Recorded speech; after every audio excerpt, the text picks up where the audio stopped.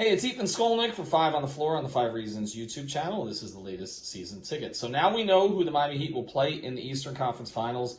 Their 8th Eastern Conference Finals since 2005 and the 9th in the franchise's history. It is again the Boston Celtics, just like in 2020.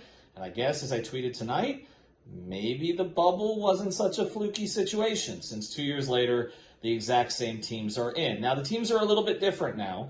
The Miami Heat have 4 players back who were in that rotation. Okay, that's Jimmy Butler, Bam Adebayo, Tyler Hero, and Duncan Robinson, who may or may not be in the rotation this time. On the other side, the Boston Celtics have 6 guys who are still around, including Tatum, Brown, and Smart, and Tice. Those are the 4 who played a role in that previous series. You'll see more of Robert Williams and Grant Williams than you did in that series a couple of years ago. So obviously, as we expected, the Miami Heat start as underdogs, even though they start at home. Part of that is the Boston effect, of course. Part of that is the fact that nobody in the national media has talked about the Heat all year, so nobody knows who's on the team. But I don't think the Heat will be bothered by that, nor do I think they'll be bothered by the absence of Kyle Lowry, which we're expecting for Game 1 of this series. We'll get more information at Monday's practice, but I would not anticipate that Lowry is going to play, which means that Gabe Vincent, who's gotten some big game experience, will likely start in Game 1.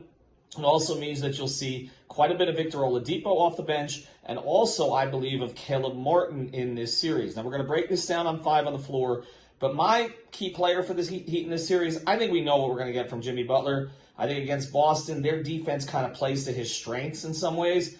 The key guy for me is Tyler Hero. Look, Bam Adebayo needs to be great defensively. He needs to be aggressive when he can be offensively, but he's not quite the X factor that he would have been in a Milwaukee series with the way that the Bucks play against him. In a Boston series, the guy who's going to have to find a way to get loose is Tyler. They're going to make things very difficult on him with their length, with their coverages.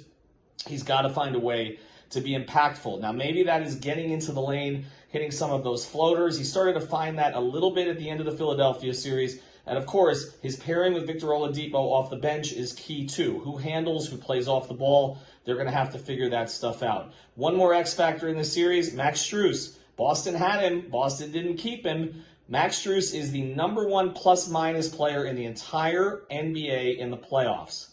He's been pretty damn good, including in that clinching game against Philadelphia. He's not afraid of these kind of environments. I think he'll be good in this series as well. My pick, we'll get into more of this as I have Mark Jones on 5 on the Floor, and also Norris Cole's going to join.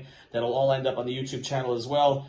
I'm going with the Heat in 7. I don't think this is an easy series by any means, but I think the home court is going to matter in a Game 7, and I think the Heat's overall depth is going to matter over the course of the series.